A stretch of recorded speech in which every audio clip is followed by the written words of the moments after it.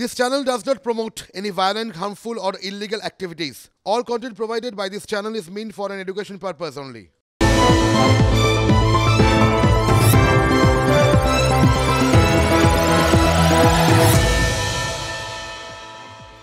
গতকালই অভিষেক বন্দ্যোপাধ্যায় তিনি কি বলেছিলেন? তিনি বলেছিলেন শাহজাহানকে গার্ড করছে জুডিশিয়ারি মানে আদালত। আজ কলকাতা হাইকোর্ট স্পষ্ট করে দিয়েছে। কি স্পষ্ট করে দিয়েছে? যে শাহজাহানকে গ্রেফতারে কোনো বাধা নেই, মানে পুলিশের হাত পা বাধা নেই। তাহলে শাহজাহান কবে ধরা পড়বেন? ফেব্রুয়ারি শেষ হওয়ার আগেই, নাকি মার্চের জন্য অপেক্ষা করতে হবে? শাসক দল বলছে, মানে শাসক দলের তরফ থেকে তাদের মুখপাত্র বলছেন 7 days, 7 দিন। প্রশ্ন হলো, এখনো 7 দিন? এতদিন ধরে উচ্চপদস্থ পুলিশ কর্তারা সন্দেশখালীতে কি করলেন তাহলে? এই প্রশ্ন এড়াই কি করে বলুন তো? শাহজাহানকে যত সময় না অ্যারেস্ট করা হবে তত সময় আমরা আন্দোলন চালিয়ে যাব, আমরা থামবো না। শিবু হাজরার মাথা তো শেখ শাহজাহান, শিবু হাজরাকে তুলেছেন, কিন্তু শেখ শাহজাহান এখনো তো ঘুরে বেড়াচ্ছে না, ও তো এখনো পুলিশের কাছে ধরা পড়ছে। হাজরার উত্তম সর্দার অ্যারেস্ট হয়েছে, শাহজাহানের অ্যারেস্টটা আমরা চাইছি। এখনো আমরা ভয় করি, ওনাকে যতক্ষণ অ্যারেস্ট না করবে ততক্ষণ আমরা সন্দেশখালীর মানুষ কেউ শান্তি পাচ্ছি না। শাহজাহানের বিরুদ্ধে অনর্গল অভিযোগ, সরব সন্দেশখালী, তবু অধরা তৃণমূল কংগ্রেস নেতা। কেন অধরা? প্রশ্ন তুলে সুর চড়িয়েই চলেছে বিরোধী শিবির। দায় আদালতের। রবিবার সরাসরি এই অভিযোগই তোলেন তৃণমূলের সেনাপতি। এই নিয়ে কেউ কোনো রকম দ্বিমত সংশয় রাখবেন না। শেখ শাহজাহানকে তৃণমূল কংগ্রেস গার্ড করছে। শেখ শাহজাহানকে যদি কেউ গার্ড করে, জুডিশিয়ারি গার্ড করছে। And I want to put this on record. একই যুক্তি জেলিয়াখালীর মহিলাদের সামনেও দিয়ে এসেছিলেন মন্ত্রী পার্থ ভৌমিক। কলকাতা হাইকোর্ট বলেছে রাজ্য পুলিশ শাহজাহানের বিরুদ্ধে কোনো ব্যবস্থা নিতে পারবে না, যতক্ষণ না কলকাতা হাইকোর্ট না বলবে যে রাজ্য পুলিশ শাহজাহানের বিরুদ্ধে ব্যবস্থা নিয়ে রাজ্য পুলিশের হাত পা বাঁধা। সোমবার আদালত স্পষ্ট করে দিল কোনো স্থগিতাদেশ নেই, মানে পুলিশের হাত পা বাঁধা নয়। কলকাতা হাইকোর্টের প্রধান বিচারপতি টি.এস. শিবাগনারাম বলেছেন, আমরা স্পষ্ট করছি রাজ্য পুলিশকে এই ধরনের কোনো স্থগিতাদেশ দেওয়া হয়নি। পুলিশকে আদালত ওই জেলা পরিষদের ব্যক্তিকে গ্রেপ্তার করতে বাধা দেয়নি, তাকে গ্রেপ্তার দরকারি। পুলিশ যে সক্রিয় এটা বোঝাতে আদালতে এজি দাবি করেন, গত 4 বছরে 43টি এফআইআর হয়েছে, 42টি মামলায় চার্জশিট দেওয়া হয়েছে। সব শুনে প্রধান বিচারপতি বলেন, অবাক লাগছে, 4 বছর কেটে গেছে, কোনো গ্রেপ্তার করা হয়নি, হঠাৎ করে রাজ্য গ্রেপ্তার করতে শুরু করলো। সংবাদপত্রে দেখা গেছে রাজ্য আদিবাসীদের পুনর্বাসনের কথা বলছে, এটাই প্রমাণ করে সেখানে অপরাধ হয়েছে, আর কোনো প্রমাণ দরকার নেই। এরপর শেখ শাহজাহানকে সন্দেশখালীর মামলায় যুক্ত করার নির্দেশ দেন প্রধান বিচারপতি। আদালতের নির্দেশের পর অভিষেকের দেখানো পথের সূত্র ধরেই মন্তব্য শাসক দলের। অভিষেক সঠিক কথা বলেছিলেন। আইনি জটিলতা এবং আদালতের নির্দেশের কারণেই রাজ্য পুলিশ এ ব্যাপারে এগোতে পারছিল না। অভিষেকের বক্তব্যের উপর ক্লারিফিকেশন দিতে গিয়ে পুলিশকে আবার অ্যাকশন নেওয়ার অধিকার ফিরিয়ে দিয়েছেন মহামান্য হাইকোর্ট। আমরা হাইকোর্টকে ধন্যবাদ জানাচ্ছি এবং আমরা দলের তরফে বলছি, আমরা আশাবাদী, আমরা কনফিডেন্ট 7 দিনের মধ্যে শেখ শাহজাহান গ্রেপ্তার হবে। এখনো 7 দিন। 5ই জানুয়ারি সন্দেশখালীতে ইডির দলের উপর হামলা হয়। তারপর থেকেই সন্দেশখালীর মহিলারা বেরিয়ে এসে শাহজাহান বাহিনীর কীর্তি ফাঁস করতে শুরু করেন। অভিযোগের বন্যা বয়ে যায়। রাজ্য পুলিশের ডিজি নিজে ছুটে গেছেন সন্দেশখালীতে, রাত্রিবাসও করেছেন। এডিজি দক্ষিণবঙ্গ সন্দেশখালীতে, ডিআইজি বারাসাত সন্দেশখালীতে। তাও আরও 7 দিন লাগবে কেন? সরকার শাসক দলের সদিচ্ছা নিয়েই প্রশ্ন তুলছেন বিরোধীরা। পুলিশের কানে আরো একবার সপাটে থাপ্পড় রাজ্য প্রশাসনের কানে। আদালত তো গ্রেপ্তার করার নির্দেশ দেওয়ার প্রয়োজন কেন হবে? পুলিশ তো গ্রেপ্তার করবে, তার বিরুদ্ধে অভিযোগ আছে। পুলিশ পুরো স্যাবোটাজ করছে, পুলিশ শাহজাহানকে ধরার কোনো চেষ্টাই করছে না। কে কাকে ধরবে? আঁচলের তলায় যদি শাহজাহান ভাই থাকে, তো সেই ভাইকে খুঁজে পাওয়া তো মুশকিল। ভোটের বড় হাতিয়ার চলে গেলে খোকাবাবু জেতা মুশকিল। কার্যত দিশেহারা তৃণমূল কংগ্রেস সমস্ত রাজনৈতিক শিষ্টাচার ভুলে গিয়ে শেষ পর্যন্ত আদালতকে হাতিয়ার করেছে। সরকার কে চালাচ্ছে? যিনি সরকারের কেউ নন তিনি বিবৃতি দেবেন। দ্রুত গ্রেপ্তার করতে হবে বলেছেন রাজ্যপালও। For a decision given by the Honorable High Court, which means the culprit has to be arrested. There is no excuse for not arresting. He will be arrested. He should be arrested. 7 দিনেও কি বাঘবন্দি খেলা শেষ হবে? Bureau report, TV9 Bangla. High court বলছে শাহজাহানকে ধরতে বাধা নেই, তারপরে বসিরহাটের পুলিশ সুপার বলে দিলেন কি এফআইআর করা হয়েছে। গ্রামবাসীদের একের পর এক অভিযোগ শাহজাহানের বিরুদ্ধে। পোক্ত মামলা রুজু করেই কি তাহলে বাঘবন্দির পথে হাঁটবে পুলিশ? উত্তর খুঁজবো আমরা। শেখ শাহজাহানের বিরুদ্ধে স্বামীকে খুনের অভিযোগ তুলেছিলেন পদ্মা মণ্ডল। সিআইডির বিরুদ্ধে চার্জশিট থেকে শাহজাহানের নাম বাদ দেওয়ার অভিযোগও তোলেন পদ্মা। আমার স্বামীর শরীরে 8খানা গুলি করেছিল এবং চোখের মধ্যেও গুলি করেছিল। মর্মান্তিকভাবে তার শরীরের সর্ব অঙ্গে তরোয়াল, দা এবং ভোঁজালির কোপ ছিল। বীভৎস নির্মম নির্যাতন করে আমার স্বামী প্রদীপ মণ্ডলকে দুষ্কৃতীরা খুন করে। পুলিশ শেখ শাহজাহানেরই আমি ফাঁসি চাই। ও যে নির্মমভাবে মানুষকে হত্যা করেছে তার ফাঁসি চাই। শেখ শাহজাহানের ফাঁসি চাই, কাদের মোল্লার ফাঁসি চাই। শাহজাহান সন্দেশখালীর বাঘ, শাহজাহান সন্দেশখালীর বাদশাহ, সেই কারণেই পুলিশও নাকি রা কাটতে পারে না। পদ্মার মতো ভুক্তভোগী অনেকেই অভিযোগ করেছেন, লাভ হয়নি। সোমবার হাইকোর্টের প্রধান বিচারপতির মন্তব্যের পর মনে হচ্ছে নড়ে চড়ে বসেছে পুলিশ। এফআইআর দায়ের হয়েছে শাহজাহানের নামে, বলছেন বসিরহাটের পুলিশ সুপারি। শাহজাহানের ক্ষেত্রে আপনারা কোনো এফআইআর করেছেন? হ্যাঁ, হয়েছে। আমরা কমপ্লেন্টস পেয়েছি গতকাল অবধি। আমরা এই কমপ্লেন্টসগুলো আমরা দেখছি, যে যে অ্যাকশনেবল ইনপুটস আছে আমরা ওতে এফআইআর করছি। আপাতত 3টি অভিযোগের কথা জানতে পেরেছি আমরা। বেড়মজুরের এক মহিলার অভিযোগের ভিত্তিতে এফআইআর দায়ের, সন্দেশখালী থানায় এক মহিলার অভিযোগের ভিত্তিতে দায়ের মামলা, গৌড় দাস নামে এক ব্যক্তির দায়ের করা অভিযোগপত্রে শাহজাহানের নাম। এই গৌড় দাসের অভিযোগের ভিত্তিতেই অজিত মাইতিকে গ্রেফতার করেছে পুলিশ। ভয় দেখানো, টাকা চাওয়া, লুটপাটের মতো অভিযোগে এফআইআর দায়ের করেছে সন্দেশখালী থানায়। যে অভিযোগে অজিতকে পুলিশ জালে তুলল, সেই অভিযোগে শাহজাহানকে ধরা যাবে না।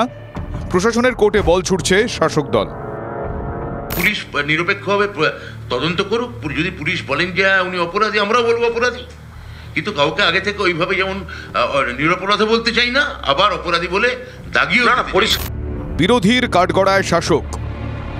আজকে কোর্টের রেফারেন্সের পর স্পষ্ট হয়ে গেল যেটা এতদিন ধরে গ্রেপ্তার না করে প্রশাসন অপরাধ করেছে। এতদিন ধরে না করে প্রশাসন অপরাধ করেছে, আর এখন 7 দিনের মধ্যে ধরবে বলছে এই কারণে যে লুঠের কাগজপত্র বেশিরভাগটা লোপাট হয়ে গেছে। ইডি আদালতে গেছে সিবিআই এর জন্য, কিন্তু শেখ শাহজাহানকে অ্যারেস্ট করা কি না করা সেটা স্টেট সাবজেক্ট। মুখ্যমন্ত্রী কেন অ্যারেস্ট করছেন না? মুখ্যমন্ত্রী তো পুলিশ মন্ত্রী। আমি তো বারবার বলেছি, আগেও বলেছি, এখনও বলছি, মুখ্যমন্ত্রী কালীঘাটের বাড়িকে রেড করতে বলুন, সেখানে শেখ শাহজাহান লুকিয়ে আছে। আদালতের কাঠগড়ায় কবে দাঁড় করানো হবে শাহজাহানকে? চোখের জল ফেলতে ফেলতে প্রশ্ন অনেক পদ্মারই। সুপ্রিয় ও সায়ন্তর রিপোর্ট, TV9 বাংলা। তালিকা অনেক বড়, জানেন তো। হ্যাঁ, এই শাহজাহানের বিরুদ্ধে অভিযোগ যদি শুনতে চান তাহলে বলি আরও আছে।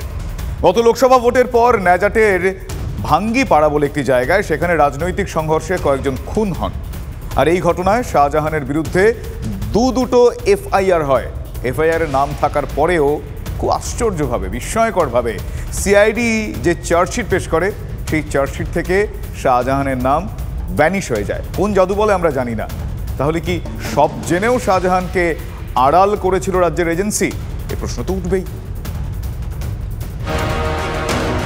2 মাস হতে চলল, এখনো শেখ শাহজাহানের টিকি ছুঁতে পারেনি পুলিশ।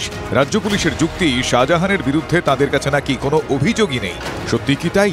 TV9 বাংলার অন্তর্তদন্ত বলছে, পুলিশের কাছে শাহজাহানের বিরুদ্ধে দুটি খুনের মামলা রুজু হয়। শাহজাহানের বিরুদ্ধে জোড়া এফআইআর হলেও চার্জশিটে আশ্চর্যভাবে নাম বাদ পড়ে। তৃণমূলের দাপুটে নেতার বিরুদ্ধে এফআইআর করেছিলেন নিহত দেবদাস মণ্ডল ও প্রদীপ মণ্ডলের পরিবার। শাহজাহানের বিরুদ্ধে সাহস করে থানায় যেতে পারেননি সুকান্ত মণ্ডলের মা। একমাত্র উপার্জনকারী ছিল তার ওই একমাত্র ছেলে, তাকে নৃশংসভাবে হত্যা করা হয়। বাড়ি থেকে অদূরেই একটি পরিত্যক্ত জায়গা, সেখানে হত্যা করা হয়। এবং তার প্রতিবেশী দেবদাস মণ্ডল, তাকেও একই রকমভাবে হত্যা করা হয়। দেবদাসের ক্ষেত্রে তার পরিবারের সদস্যরা অভিযোগ করার সাহস দেখিয়েছিলেন, কিন্তু সুকান্তবাবুর ক্ষেত্রে তার মা কিন্তু সেই সাহস দেখাতে পারেনি। আমার ছেলে ঘুমিতে তুলে এনে মাঠে এনে ওইখানে ওই চলকাটের বাঁধে কপি মেরে। আপনি দেখেছেন মেরেছে? অভিযোগ করেননি কেন? অভিযোগ কে করবে? আমি একা, আমার কে করে দেবে? দেবদাস, ওনাকেও তো খুন করা হয়েছিল। কি করে সেটা? ওরেও কপি মেরেছে। অভিযোগ করে বা কী করবার, আর নেই যে খালি আর কারে করবে রে। 2019-এর 9 জুন নেজার থানায় এফআইআর হয় শাহজাহানের বিরুদ্ধে। এফআইআরে শাহজাহানের নাম 1 নম্বরে থাকলেও সিআইডির চার্জশিটে তা ভ্যানিশ হয়ে যায়। সুকান্ত মণ্ডলের প্রতিবেশী দেবদাস মণ্ডল গন্ডগোলের দিন থেকে নিখোঁজ হয়ে যান। দেবদাসের স্ত্রীর অভিযোগ, তার স্বামীকে অপহরণ করে খুন করে শাহজাহান ও আক্তার আলী গায়েন। তারপর বছরখানেক খোঁজ মেলেনি। শেষ পর্যন্ত নদীর ধারে একটি মাথার খুলি ও কিছু হাড়গোড় উদ্ধার হয়। হাইকোর্টের নির্দেশে তদন্তভার যায় সিআইডির কাছে। ডিএনএ রিপোর্টে ওই দেহাংশ দেবদাসের বলেই চিহ্নিত করা হয়। তারপর সিআইডি চার্জশিট জমা দেয়। এক্ষেত্রেও এফআইআরে থাকলেও চার্জশিটে নাম ছিল না শাহজাহানের। এখন দেবদাসের ঘর পোড়োবাড়ির চেহারা নিয়েছে। পরিবারের কেউই থাকেন না। 2019-এর লোকসভা নির্বাচনের পরবর্তীতে দেবদাস মণ্ডলের এই বাড়িতেই চলে ব্যাপক ভাঙচুর, এবং ভাঙচুর করা শুধু নয়, অপহরণ করে নিয়ে যাওয়া হয় দেবদাসকে, এবং সেই অপহরণ করে নিয়ে যাওয়ার পর দীর্ঘদিন তার কোনো হদিশ পাওয়া যায়নি। ভয় আমাদের কেন, সবার গ্রামে টোটাল ভয় আছে। গুলি তো লেগেছে, পরিবেশ তো গুলি করেই তো মেরেছে। আর সুকান্ত তো মোটামুটি সুকান্তর মারধর করেছে, তারপর গুলি করে বেড়েছে। প্রশাসন বলে আর কিছু আছে এখন? প্রশাসন তো সব জায়গায় প্রশাসন। কি চায় ভাঙিপাড়ার মানুষ এখন? কি চায়? তদন্ত করুক। যদিও স্থানীয় তৃণমূল নেতৃত্ব খুনের ঘটনায় দলীয় যোগ মানতে চায়নি। সেটার সঙ্গে যে আপনি শেখ শাহজাহানের কথা বলছেন, শেখ শাহজাহান এই ভাঙিপাড়া মানে কোথায়, এটা মানে লোকজন এসেছিল? না না না না, মানে মেরেছে তারা বলছে তৃণমূলের লোকজন? না না, সব কাইমোল্লার ফ্যামিলি এবং মানে কাইমোল্লার আত্মীয় স্বজন সবাই এখানে এসেছে, তারা মেরেছে। নেজাটে পরপর খুনে শাহজাহানের বিরুদ্ধে ব্যবস্থা না নেওয়ার অভিযোগ উঠেছে পুলিশের বিরুদ্ধে। অভিযোগ, দাপিয়ে বেড়ানো শাহজাহানের বিরুদ্ধে গ্রেফতারি পরোয়ানা জারি হলেও নেওয়া হয়নি ব্যবস্থা। অথচ পুলিশ বলছে তাদের কাছে শাহজাহানের বিরুদ্ধে কোনো অভিযোগই নাকি নেই। মানুষের মধ্যে একদিকে যেমন ভয় রয়েছে, তার পাশাপাশি আশা রয়েছে বিচারের। যেভাবে সন্দেশ মানুষ গর্জে উঠেছে, সেইভাবে সেই স্রোতেই তারাও আশা করছেন, এই ভাঙিপাড়ার মানুষরা আশা করছেন যে তারা হয়তো এবার বিচার পাবেন। ক্যামেরায় সুদেবের সঙ্গে সুজয়, TV9 বাংলা, সন্দেশখালী।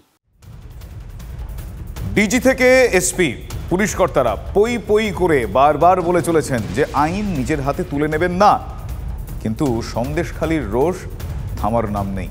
ক্ষোভের স্রোত আছড়ে পড়ছে একের পর এক। কোথায়?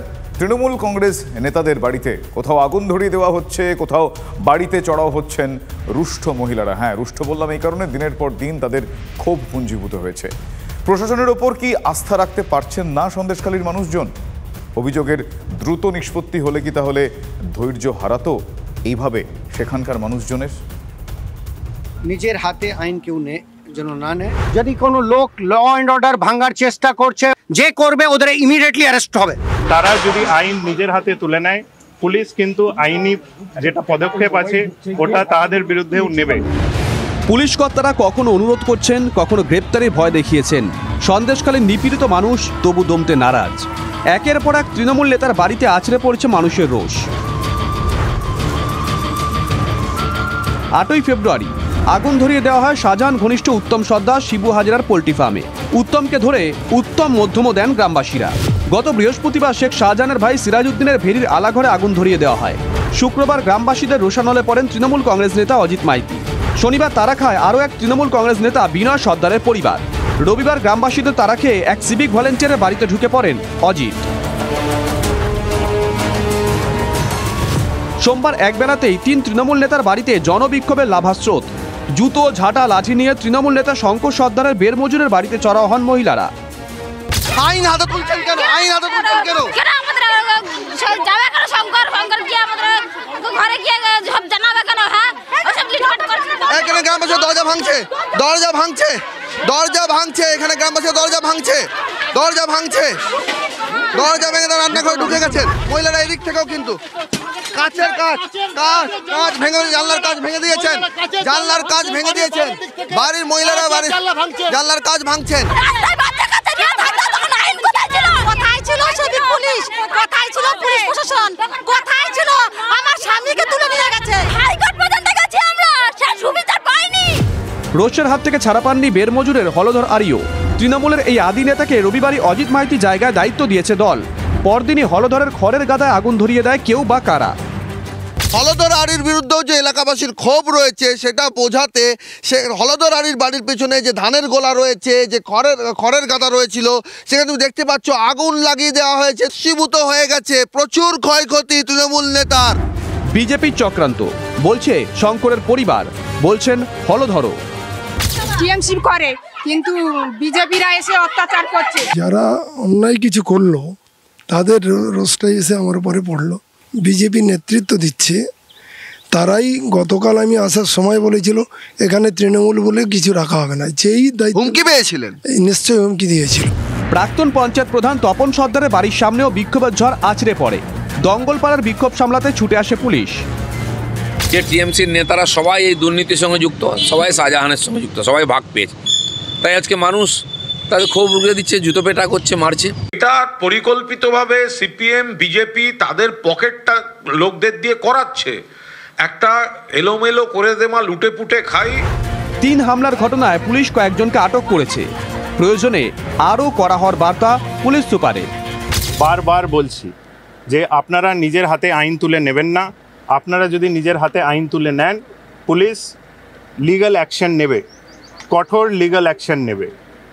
আমরা কিছুজনকে এই মামলায় ডিটেন করেছি, আর আমরা শক্ত কঠোর লিগ্যাল অ্যাকশন নেব। পুলিশের কথা কি শুনবে সন্দেশখালী? সৌরভ দত্তের রিপোর্ট, TV9 বাংলা। প্রথমে শওকত মোল্লা, তারপর কুণাল ঘোষ। সন্দেশখালীর আন্দোলনরত মহিলাদের উদ্দেশ্যে এই 2 শাসক নেতার মন্তব্যকে কেন্দ্র করে বিতর্ক দানা বেঁধেছে। তৃণমূল বিধায়ক শওকতের দাবি, যে ঘোমটা দিয়ে কথা বলছে সেই পরে সিগারেট খাচ্ছে। ভাবুন, কুণাল তো রোজই বলে চলেছেন ধর্ষণের অভিযোগ নাকি ভিত্তিহীন। আজও বললেন। শাসক নেতাদের এই মন্তব্যের তীব্র প্রতিবাদ সন্দেশখালীর আন্দোলনকারীদের। শাসক নেতাদের বিঁধেছেন বিরোধীরাও। কেউ কেউ ঘোমটা দিয়ে কথা বলছে, কেউ কেউ সরাসরি কথা বলছে। পরবর্তীকালে দেখা যাচ্ছে যে মেয়েটা ঘোমটা দিয়ে কথা বলছে সে সিগারেট টানছে। রাতের পর রাত মহিলাদের তুলে এনে ধর্ষণ, এই যে ভিত্তিহীন। শাহজাহান ও তার বাহিনীর বিরুদ্ধে অভিযোগের পাহাড় সন্দেশখালীতে। তৃণমূল নেতাকে গ্রেফতারের দাবিতে আন্দোলন তীব্র থেকে তীব্রতর করেছেন মহিলারা। গণরোষের মুখে একের পর এক শাসক নেতা লাঠি ঝাঁটা হাতে শাসক দলের বিরুদ্ধে রাস্তায় নেমে প্রতিবাদ জানিয়েছেন মহিলারা। এই প্রেক্ষাপটে সন্দেশখালীর আন্দোলনকারী মহিলাদের উদ্দেশ্যে বিতর্কিত মন্তব্য করে বসলেন তৃণমূল বিধায়ক শওকত মোল্লা। রাতে তৃণমূলের অফিসে ডেকে নিয়ে গিয়ে যৌন হেনস্থার অভিযোগ উঠেছে, যার প্রেক্ষিতে কয়েকজন তৃণমূল নেতার বিরুদ্ধে ধর্ষণের ধারা যোগ হয়েছে। এই প্রেক্ষাপটে আরও একবার তৃণমূলের রাজ্য সম্পাদক দাবি করলেন ধর্ষণের অভিযোগ ভিত্তিহীন। এক ধাপ এগিয়ে ক্যানিং পূর্বের তৃণমূল বিধায়ক শওকতের দাবি, কলকাতা থেকে টাকার বিনিময়ে লোক ভাড়া করে নিয়ে যাওয়া হচ্ছে সন্দেশখালীতে। তারা প্রথমে ঘোমটা দিয়ে কথা বললেও পরে নাকি সিগারেট খাচ্ছেন। কলকাতা থেকে ভাড়া করে নিয়ে আসছে লোক, 5,000, 10,000, 20,000। কেউ কেউ ঘোমটা দিয়ে কথা বলছে, কেউ কেউ সরাসরি কথা বলছে। পরবর্তীকালে দেখা যাচ্ছে যে মেয়েটা ঘোমটা দিয়ে কথা বলছে সে সিগারেট টানছে। মহিলাদের উদ্দেশ্যে এই মন্তব্য নিয়ে শাসক নেতাদের তীব্র আক্রমণ করেছে বিরোধীরা। প্রথম থেকেই বলছিল একবার শওকত বাবুকে আসতে বলুন না, জনগণ ওখানে বহিরাগত কিনা পালিশ করে দেবে, সিকিউরিটি ছাড়া আসতে বলুন। শওকতকে সমুদ্র সৈকতে পাঠিয়ে দেবে। তাদের প্রতি আক্রমণ আসার আশঙ্কা করছে, তাই তারা মুখ ঢেকে বক্তব্য রাখছেন বা মিডিয়ায় কথা বলছেন। ওই এলাকায় 144 ধারা করা আছে, কিভাবে ঢুকছে? তাহলে পুলিশ প্রশাসন কি করছে? তারা কি ঘুমোচ্ছে? দিন কয়েক আগে সন্দেশখালীর মহিলাদের বহিরাগত বলে বিধেছিলেন খোদ মুখ্যমন্ত্রী। তার প্রতিবাদ জানিয়েছিলেন আন্দোলনকারীরা। এবার শওকতের মন্তব্যে বেজায় ক্ষুব্ধ সন্দেশখালীর আন্দোলনকারী মহিলারা। সত্যজিৎ মণ্ডল, সৌরভ ঘোর রিপোর্ট, TV9 বাংলা। এই সন্দেশখালীর অবস্থা আপনারা দেখছেন। সেখানে কি পরিস্থিতি? সেখানে জমি কেড়ে নেওয়ার অভিযোগ দিকে দিকে, চাষবাস এক প্রকার লাটে উঠেছে বলে না, সেই পরিস্থিতি। উনুনে হাড়ি চড়বে কি করে তাহলে? কোন পথে আয় হবে? বাধ্য হয়ে, তাই না জেনে কতজনকে পা বাড়াতে হয়েছে ভিন রাজ্যে, মানে পরিযায়ী শ্রমিক। সন্দেশখালীর আরেক ক্ষত ধরা পড়ল আমাদের TV9 বাংলার ক্যামেরায়। হ্যাঁ, যেটা বললাম আপনাদের, পরিযায়ী শ্রমিক। আর এই সংখ্যাটা কিন্তু নেহাতি কম নয়। আগামী দিন মনে রাখবেন, বাংলায় ডেস্টিনেশন। যারা বাইরে কাজ করতে গেছেন, আমি তাদের বলি শুধু বিপদে পড়বেন না, তোমরা ফিরে এসে এখানে কাজ করো। আমার স্কিল লেবার, এটা আমাদের সবচেয়ে বড় অ্যাসেট।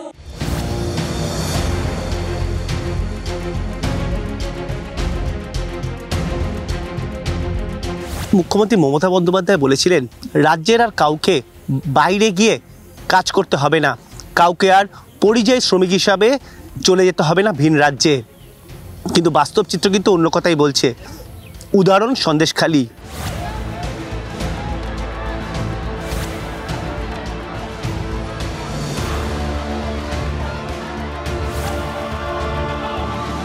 ফুঁসছে গোটা এলাকা। দাবানলের মতো সন্দেশখালীর দিকে দিকে ছড়িয়েছে বিক্ষোভের আগুন। পেটে খিদে, কিন্তু হাতে কাজ কই এদের। অভিযোগ, বিঘার পর বিঘা জমি জলে গিয়েছে, মাথা তুলেছে ভেড়ি, নোনা জল ঢুকিয়ে দেওয়া হয়েছে চাষ জমিতে, কিংবা ভুয়ো নথি অস্ত্র করে জবরদখলের ভুরি ভুরি অভিযোগ। আর সেই জমিতে চাষ করতে না পেরে তাদের অনেকেই নিজেদের বসত ভিটে পর্যন্ত বিক্রি করতে হয়েছে।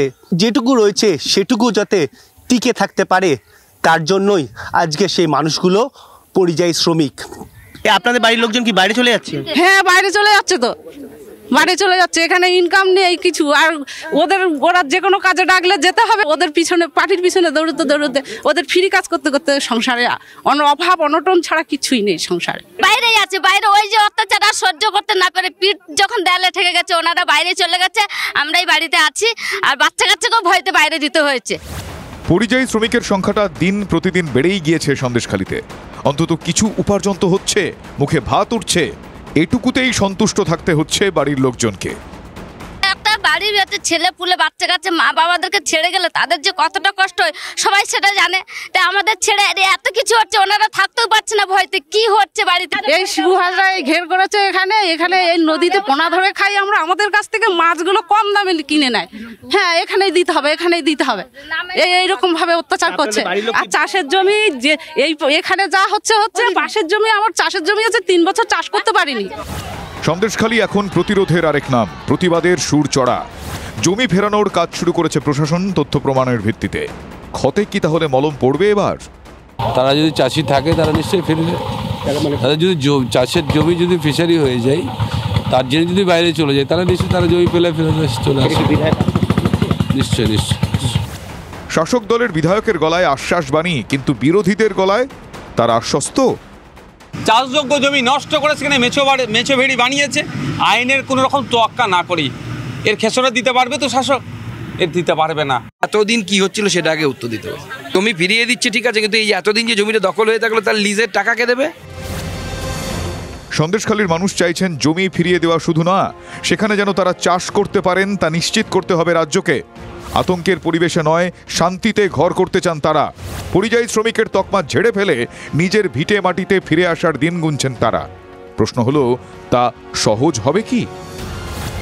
সন্দেশখালী থেকে ক্যামেরায় বিনোদের সঙ্গে সায়ন্ত ভট্টাচার্যর রিপোর্ট, TV9 বাংলা। দিনের পর দিন জমে থাকা ক্ষোভ, একরাশ ক্ষোভ, আর সেই ক্ষোভের আগুনে সন্দেশখালী জ্বলছে। সেই উত্তর 24 পরগনা জেলায় কি হচ্ছে আদৌ? কোন দিকে পরিস্থিতির জল গড়াচ্ছে? অশোকনগরে তৃণমূলের উপপ্রধানকে গুলি করে খুনের অভিযোগ, আর এই ঘটনায় 3 জনকে আটক করা হয়েছে।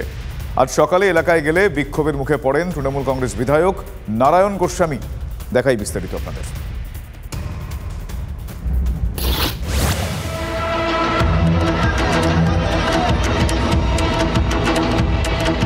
ক্ষোভের পাহাড় সন্দেশখালী জুড়ে। প্রতিদিনই লাঠি ঝাঁটা নিয়ে পথে নামছেন মহিলারা। এই উত্তর 24 পরগনা জেলারই আরেক প্রান্ত। সন্দেশখালী থেকে প্রায় 85 কিলোমিটার দূরে অশোকনগরে শাসক দলের নেতাকে গুলি করে খুন। নিহত গুমা 1 নম্বর পঞ্চায়েতের তৃণমূলের উপপ্রধান বিজন দাস। রবিবার রাতে এক তৃণমূল সমর্থকের বাড়িতে বিজনের সঙ্গে জমি ব্যবসায়ী গৌতম দাস সহ বেশ কয়েকজনের সঙ্গে বচসা বাঁধে। অভিযোগ, উপপ্রধানকে লক্ষ্য করে 2 রাউন্ড গুলি চালায় দুষ্কৃতীরা। বিজনের মাথায় ও কানে গুলি লাগে। বারাসাত হাসপাতালে নিয়ে গেলে চিকিৎসকরা মৃত ঘোষণা করেন।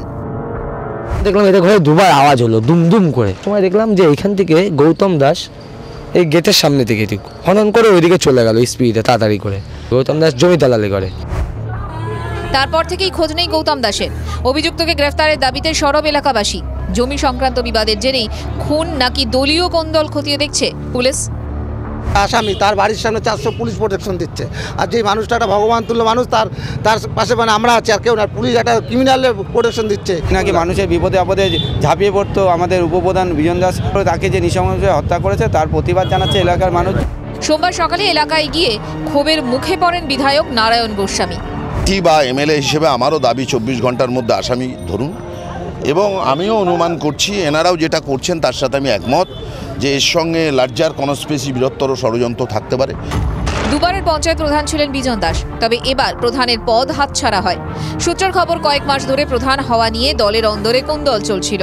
শুধু বিজনই নয়, আমডাঙ্গা গ্রাম পঞ্চায়েতের প্রধান রূপচাঁদ মণ্ডলকেও বোমা মেরে খুন করা হয়েছিল। একের পর এক প্রধান উপপ্রধান কেন খুন হচ্ছেন, প্রশ্ন উঠছে দলের অন্দরেই। তৃণমূলের গোষ্ঠীকন্দল নাকি যে প্রসঙ্গগুলো উঠে আসছে জমি সংক্রান্ত বিবাদ, এই সমস্ত বিষয় নিয়ে কিন্তু পুলিশ তদন্ত শুরু করেছে। TV9 বাংলার জন্য সুকান্ত মণ্ডলের সঙ্গে দীপঙ্কর দাসের রিপোর্ট, উত্তর 24 পরগনা।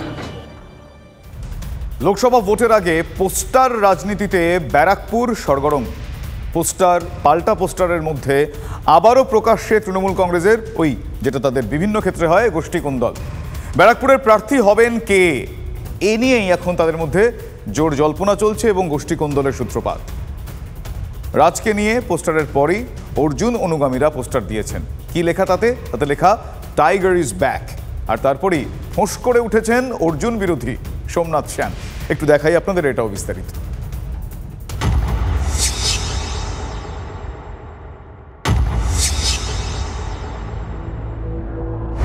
লোকসভা ভোটের দিনক্ষণ এখনো ঘোষণা হয়নি।